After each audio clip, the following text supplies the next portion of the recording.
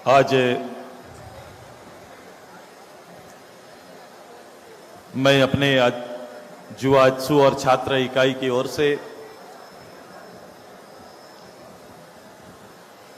आहूत इस संकल्प सभा में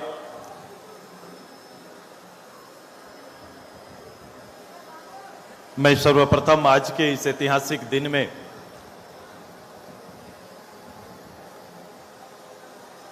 अपने झारखंड आंदोलन के संघर्षरत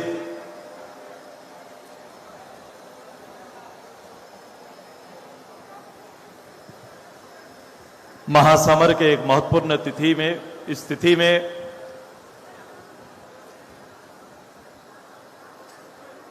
गोवा में शहीद आज से 44 साल पूर्व मैं अपने उस गोलीकांड के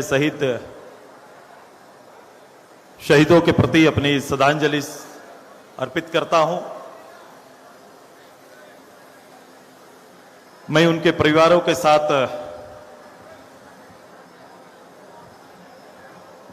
ये पूरा झारखंड आज खड़ा है और आज मुझे लगता है गोवा गोलीकांड के इतिहास में आज राज्य की राजधानी के इस मैदान से राज्य भर के हजारों हजार नौजवानों ने 2 मिनट खड़ा होकर उनके प्रति समर्पित करके एक ऐतिहासिक मूल्यों को आत्मसात करने का काम किया है। झारखंड आंदोलन के कोख पर, झारखंड के सपूतों की शहादत पर बने इस प्रदेश में हमारा संगठन झारखंड के जल जंगल जमीन, झारखंड के स्वाभिमान,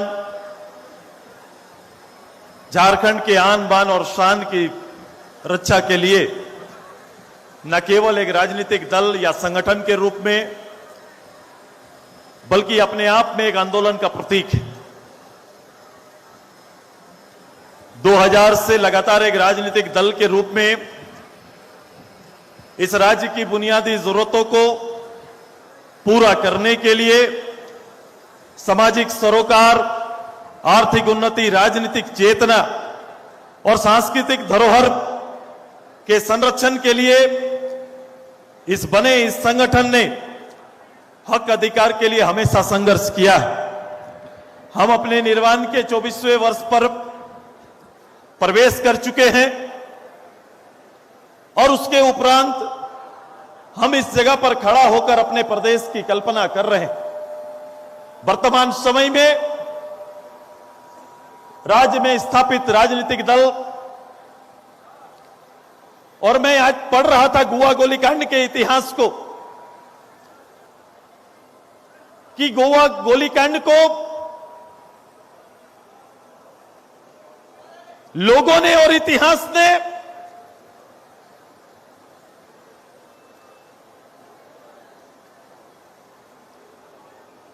पराधीन भारत के जालियांवाला बाग के आंदोलन के तर्ज पर भारत के इतिहास में अपने शासन में किया गया अन्याय और बिना दंडीय प्रावधान के किया गया ऐतिहासिक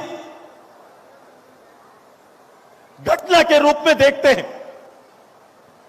शायद हमारे प्रदेश के इस नवीन पीढ़ी को उस 80 की और आज के दिन की इस घटना को केवल प्रत्यक्ष रूप से उनके सामने रख दिया जाए तो उनके रोंगटे खड़े हो जाएंगे और झारखंड के इस संघर्ष के और झारखंड के लिए किए गए संघर्ष का बोध होगा। चूंकि इस लड़ाई का हद क्या था, ये वर्तमान में बैठे राजनेता नहीं समझ पाएंगे। चूंकि आप सोच सकते हैं कि जिस समय यह घटना घटी, हजारों लोग उस क्षेत्र के नेतृत्वकर्ताओं के साथ वहां चल रहे खनन कार्यों में लोकल लोगों की भागीदारी की मांग को लेकर पहुंचे थे। वहां के लोगों के अधिकार को लेकर पहुंचे थे। मजेदार बात है, 80 के दशक में जो सरकार चल रही थी वो संयुक्त बिहार की सरकार, वो किसकी सरकार थी इसको समझना होगा। और आप देख सकते हैं उसमें एक और उल्लेख है, मैं नहीं जानता कि उनकी मानसिकता वहां क्या रही होगी। सरकारी पदाधिकारी के रूप में कोई दूसरा व्यक्ति नहीं, वर्तमान सरकार के मंत्री ही उस समय सरकारी पदाधिकारी के रूप में कार्यरत थे। इस कहानी में, इस घटना में हमारे एक आंदोलनकारी पत्रकार लिखे हैं कि उनकी कृपा से एक आंदोलनकारी की जान बच गई। अब ये बात का भविष्य में पटाक्षेप होगा और उल्लेख करेंगे। क्या मंशा थी सरकार की और कैसे ऐसा हो सकता है। हॉस्पिटल में जिन आंदोलनकारियों का इलाज चल रहा था उन्हें हॉस्पिटल से खींच के निकालकर खड़ा करके गोली चलाने की हिम्मत और हिम्मत किस दल के लोगों ने वहां के सिपाहियों को प्रदान किया था, यह देखना होगा। और जब इसको आप देखेंगे तो हम लोग ऐसे ही इस बात को नहीं कहते हैं कि यह सरकार जिन इरादों के साथ आई है, जिन इरादों का नेतृत्व करती है, यह जिस दल के द्वारा यह सरकार गठित हुई है, उसी सरकार का गोली हम झारखंडियों को छाती को तार तार करने का काम किया था। यही सरकार थी, यही बंदूक चलाने वाले यही लोग थे। अब आइए इस सत्तासीन लोगों के पास झारखंड के गठन और गठन का एक सपना हर झारखंडी, इस राज्य सरकार के अंदर में जब इस राज्य का गठन हुआ तो हर किसी का एक सपना था, हर झारखंडी का एक सपना था कि प्रदेश आएगा, प्रदेश में अपना नेतृत्व आएगा और जब अपना नेतृत्व आएगा तो निश्चित रूप से हमारा सपना साकार होगा। मैं देखता हूं चाहे भारत सरकार, राज्य सरकार, मैं लगातार इन विषयों को देख रहा हूं, तरक्की के मापदंड को किस रूप से रखते हैं और मेरे नवीन पीढ़ी को और हमारे लोगों को इनके आर्थिक गणित को समझना पड़ेगा कि हम छले क्यों जा रहे हैं। ये कपितई प्रशासनिक व्यवस्था में बैठे व्यक्ति राजनेताओं की कुशलता के अभाव में राजनेताओं को खुश करने के लिए केवल एक रटा रटाया हुआ आर्थिक व्यवस्था इस राज्य को समय समय पर समर्पित करते रहते हैं और लोक लुभावने कुछ विषयों को सामने रखते हैं और सरकार के उस चलाने वाले वो राजनेता जिन्हें इस प्रदेश के बोध नहीं, इस प्रदेश के क्षमता का बोध नहीं, इस प्रदेश के लिए उन्हें कोई दूरदृष्टि नहीं, दूर का सपना नहीं, प्रदेश के आम जनों के जीवन स्तर को बदलने की ताकत और क्षमता न रखने वाले राजनेता जब बैठते हैं तो ऐसे प्रस्तावों पर अपनी सहमति देकर आगे बढ़ते हैं। मैं ये बात इसलिए कह रहा हूं कि जब 2019 में यह सरकार बनी तो ये सरकार को भी और सरकार के लोगों को, जो लोग राज चला रहे हैं, जो लोग राज का नेतृत्व कर रहे हैं, जो राज का मुखिया बनकर बैठे हुए हैं,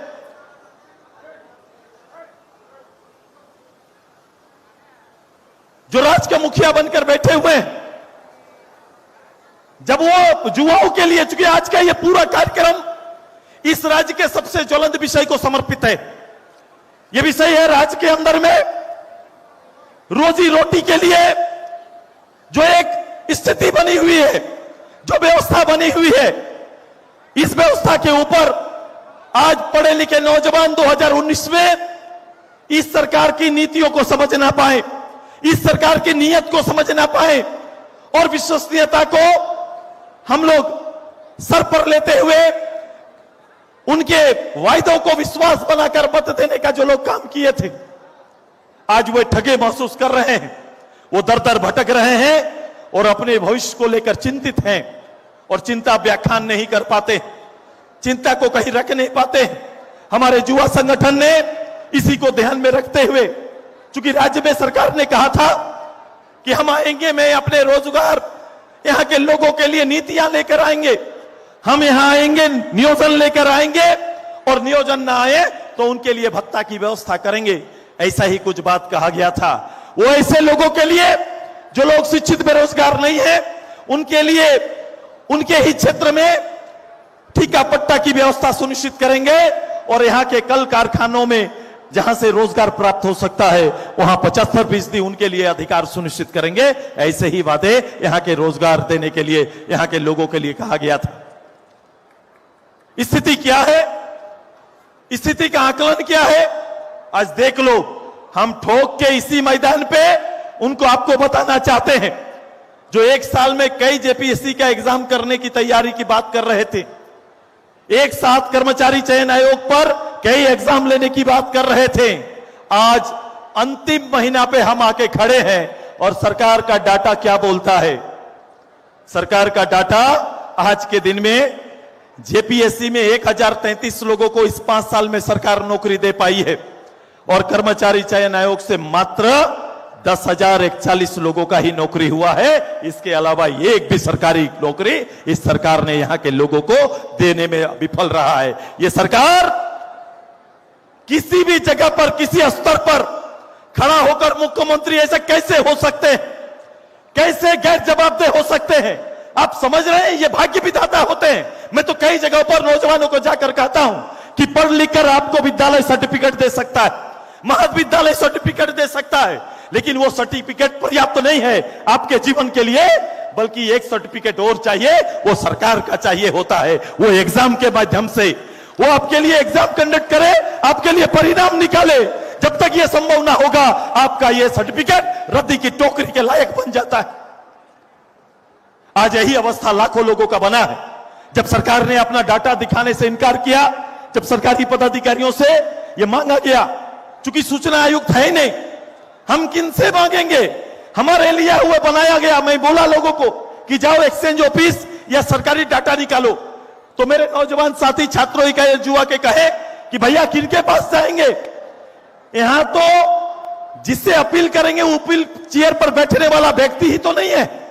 तो मैंने कहा कि तब उसका रास्ता एक है, थोड़ा मेहनत करना पड़ेगा, गांव घर जाइए और ऑफलाइन या फिर ऑनलाइन व्यवस्था तैयार करिए ताकि लोग अपना आवेदन करें और सरकार के सामने अपना डाटा हम लोग रखने का काम करेंगे। बेरोजगारों की सूची तैयार करेंगे, तब हम उनको रखने का काम करेंगे।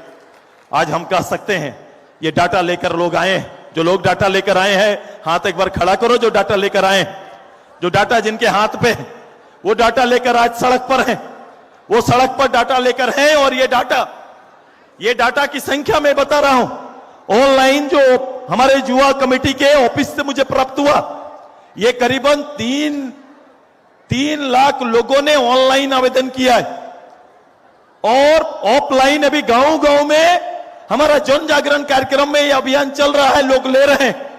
इस प्रदेश में रोजी रोटी के लिए 1,47,00,000 लोग जो 49 साल से नीचे की आबादी है और 5 लाख लोग इस प्रदेश के डेली रोज नौकरी के लिए आगे आते हैं। 5 लाख लोग सवेरे निकलते हैं नौकरी की तलाश में और शाम को बिना 1 रुपया कमाए घर वापस आते हैं। ये हालात है इस राज्य में, इस सरकारों का। मैं कह रहा था कि सरकार और सरकार के लोगों का कि जीडीपी दिखाते हैं प्रदेश का, देश का जीडीपी दिखाया जाता है और जीडीपी का हालत क्या है, जीडीपी किस रूप से दर्शन होता है। जीडीपी में आप देखेंगे कि हमारे यहां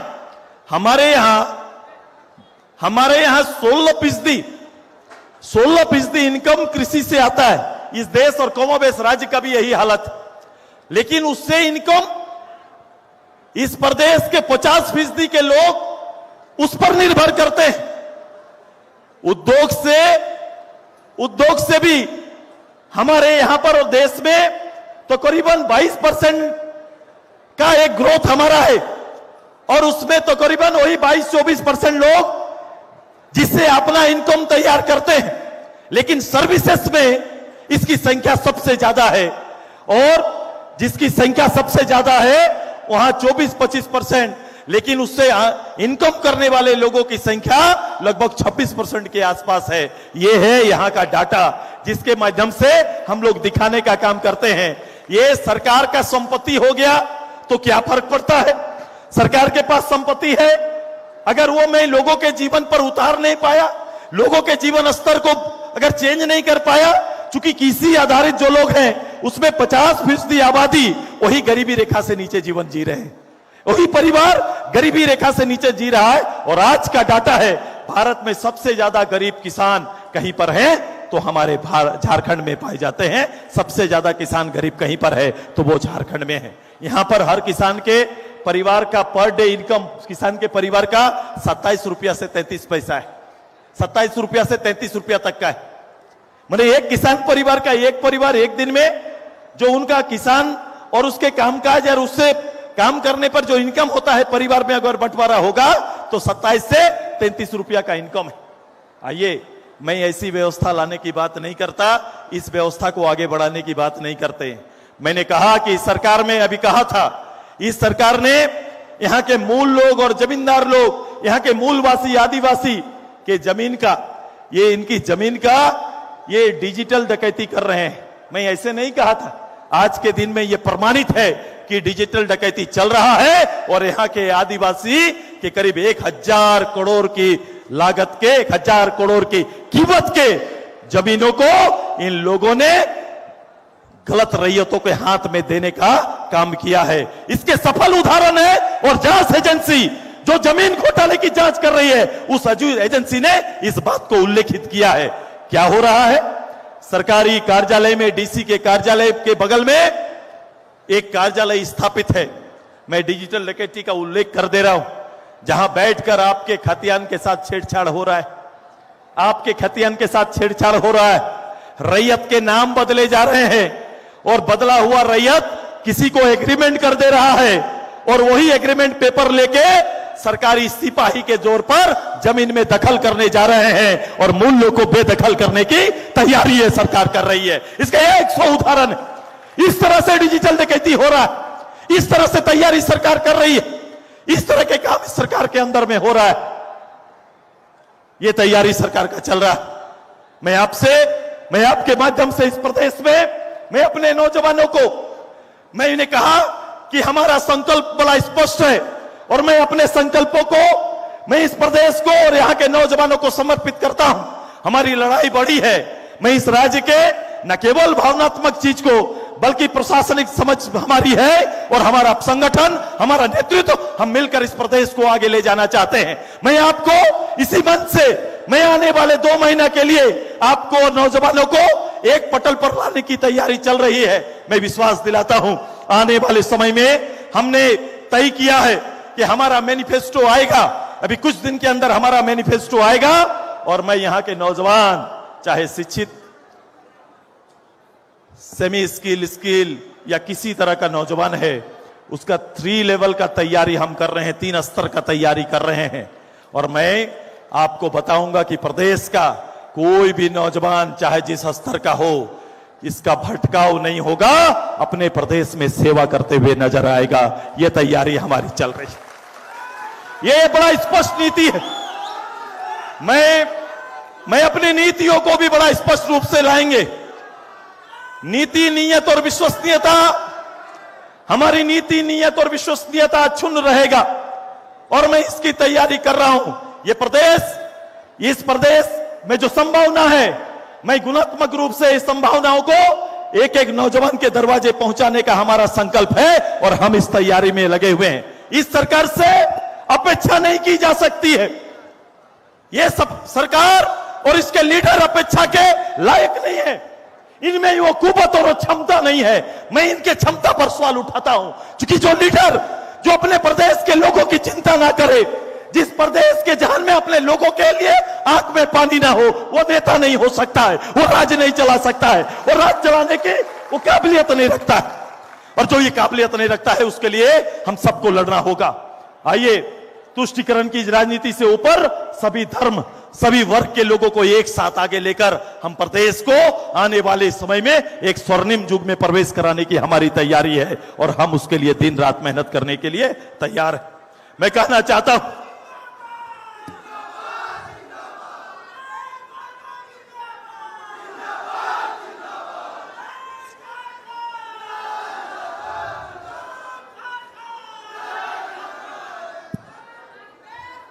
ये राज्य के आंदोलनकारियों का भावना का राज्य नहीं है। इनके द्वारा उनके भावनाओं का सम्मान नहीं किया जा रहा है। वर्तमान में ये किसी का नहीं, अपने पार्टी, अपने परिवार, अपने पिताजी का सम्मान नहीं हो रहा है। मैं कह रहा हूं, अब देखो, मैं उदाहरण दे रहा हूं। उदाहरण है गुरुजी, झारखंड मुक्ति मोर्चा के अध्यक्ष जी, जिन्होंने शराबबंदी को लेकर आंदोलन चलाया था। अब बताओ, ये झारखंड मुक्ति मोर्चा के अध्यक्ष और नेता जिन्होंने शराबबंदी को लेकर आंदोलन चलाया था, आज उसी का पुत्र, इस राज्य का मुखिया, गांव में शराब बेचने का काम कर रहा है। सरकार शराब बेचने का काम कर रही है। सरकार शराब बेचने का काम कर रही है, उसके लिए नीतियां बना रही है। 2 नीति 3 नीति रोज नीतियां बनती है। आप समझ सकते हैं, जो अपने अध्यक्ष की नीतियों पर जो नहीं चल रहा है, वो सरकार कहां चल रही है, इसको देखने का काम करिए। हेमंत सरकार, हम कह रहे हैं कि ये सरकार, हेमंत सरकार नहीं, इसका आचरण शिकारी वाला आचरण हो गया है। ये शिकारी वाला आचरण है और लोकतंत्र में जो सबसे बड़ा ताकत जनता है, उसके खिलाफ में चुनाव से पहले वोट में शिकार करने का, सरकारी खजाना का चारा फेंकने का काम कर रही है। देख रहे हैं आप, चुनावी शिकार जनता को बनाने का तैयारी ये सरकार कर रही है और उसी का चारा फेंकने का काम कर रही है। मैं कहता हूं, ये सरकार चल नहीं रही है, चल रही है और इसी की तैयारी सरकार काम कर रही है। ये सरकार चलने का काम कर रही है। ये जाल फैला रही है।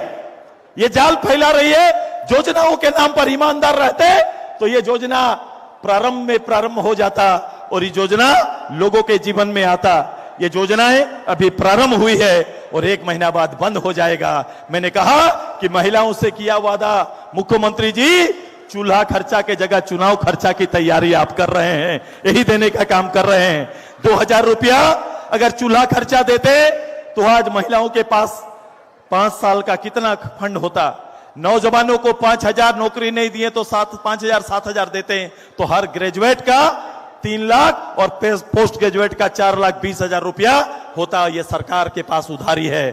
खड़ा होकर सरकार से अपने हिस्से का हक मांगना चाहिए कि आपने हक मारा है। यहां के ग्रेजुएट का 3 लाख का हक मारा, पोस्ट ग्रेजुएट का 4,10,000 का हक मारा है, 20 लाख का हक मारा है। आपने महिलाओं का हक मारा है। जो 2000 रुपया चूल्हा खर्च था, उसे हक मारने का काम किए हैं। ये आपको देखना पड़ेगा। ये सरकार ने यहां के लोगों का अस्मिता को खतरे में डाला है। आइए, इस बड़ी चुनौती को स्वीकार आप सबको करना पड़ेगा और एक बड़ी तैयारी हम सबको मिलकर करना है। आने वाला 2 महीना हमारे साथ कदमताल करेंगे ना?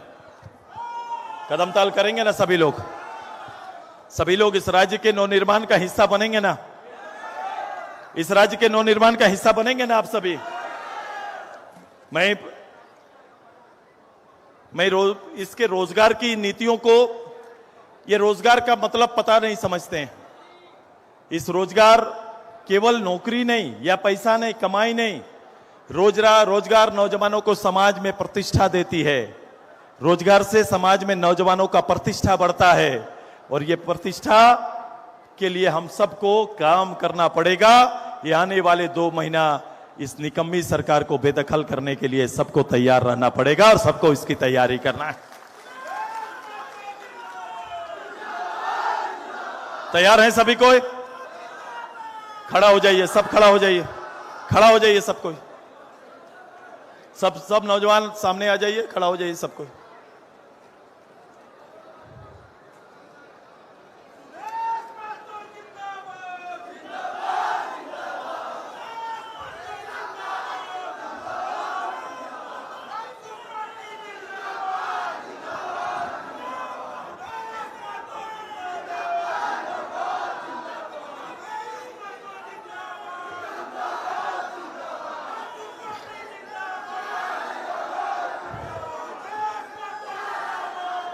देखो, मैं अभी घूम रहा था तो कई जगहों पर किसानों को लेकर महिला को सम्मान देने की बात रोज अखबार में देख रहा था। अगर ईमानदारी रहती और बेहतर व्याख्यान अगर महिलाओं के सम्मान का रहता तो कभी भी जहां महिलाओं को मालिक बनाने की तैयारी हम पिछली सरकार ने किया था, 1 रुपया में जमीन रजिस्ट्री ये काम बंद नहीं करता, क्योंकि उस जमीन का मालिक बनाने की तैयारी कर रहे थे, जमीन के मालिक बन रहे थे, विचारों की समानता लाने की तैयारी हो रहा था, याचक बनाने की तैयारी में लगे हैं, मालिक के जगह याचक बनाने की तैयारी में लग गए। अब बताओ, 3 साल पिछला किसान का जब सुखाड़ रहा तब इन लोगों ने कभी भी प्रधानमंत्री की उस योजनाओं का जो खेती के लिए इंश्योरेंस पॉलिसी था उसको 3 साल से नहीं किया है। अभी इंश्योरेंस पॉलिसी के लिए 500 करोड़ रुपया देने की बात कर रहे हैं। जिस साल बारिश ज्यादा हुआ उस समय ये पॉलिसी ये लेके आ रहे हैं। इनका हर चीज लूट का बू आता है, हर चीज में इनका इस प्रदेश को छलने का एक प्रोसेस ये लोग तैयार करते हैं। भाई, राज चलाना इनके बस और कुबत की बात नहीं।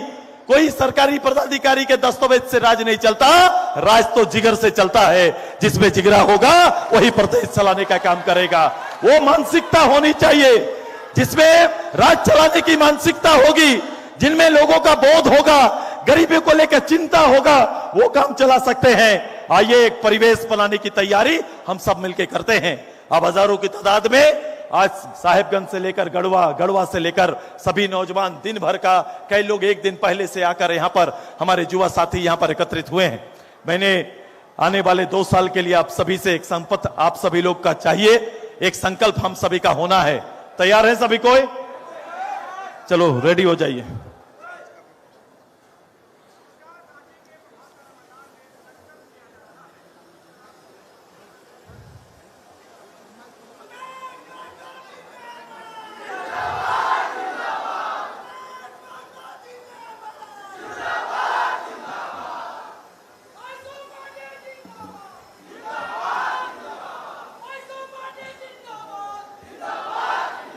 मैं नीचे रख दो।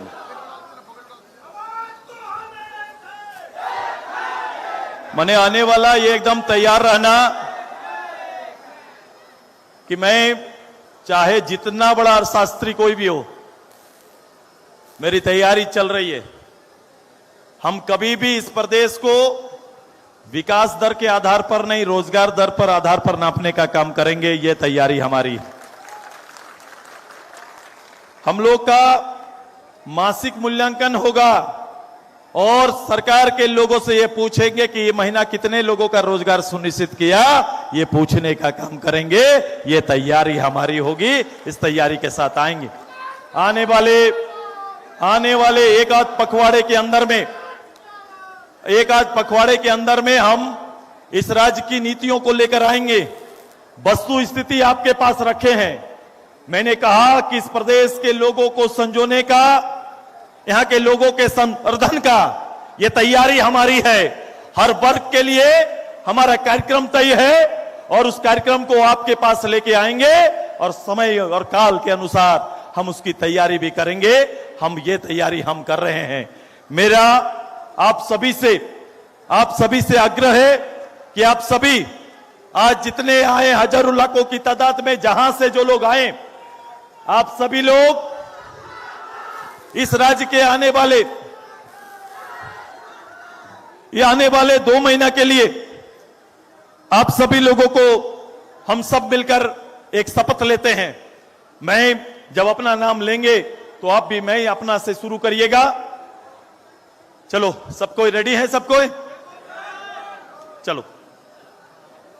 मैं शपथ लेता हूं कि झारखंड के लोगों के बुनियादी जरूरतों, सामाजिक सरोकार एवं आर्थिक उन्नति, राजनीतिक चेतना एवं सांस्कृतिक धरोहर के संरक्षण संवर्धन के लिए, उनके हक और अधिकार के लिए हमेशा संघर्ष करेंगे। हमारा लक्ष्य राज्य की समृद्धि, शांति और सुरक्षा है। हम राज्य के लोगों के लिए नीति, नियत और विश्वसनीयता को अक्षुण्ण रखेंगे। बहुत बहुत धन्यवाद। जय झारखंड, जय झारखंड। एक नारा कॉमन बना, आज एक नारा कॉमन बना है और यही नारा आगे जाना है। आपका नारा लगा? जो सरकार निकम्मी है, क्या है? मैं बोलूंगा, जो सरकार निकम्मी है वो सरकार बदलनी है। झारखंड का हर घर तक ये आवाज जाना चाहिए युवाओं का एक साथ। जो सरकार निकम्मी है वो सरकार बदलनी है। जो सरकार निकम्मी है वो सरकार बदलनी है। जो सरकार निकम्मी है वो सरकार बदलनी है। बहुत बहुत धन्यवाद, बहुत बहुत आभार। मैं सभी युवा साथियों का, मैं पार्टी के युवा एवं छात्र इकाई का बहुत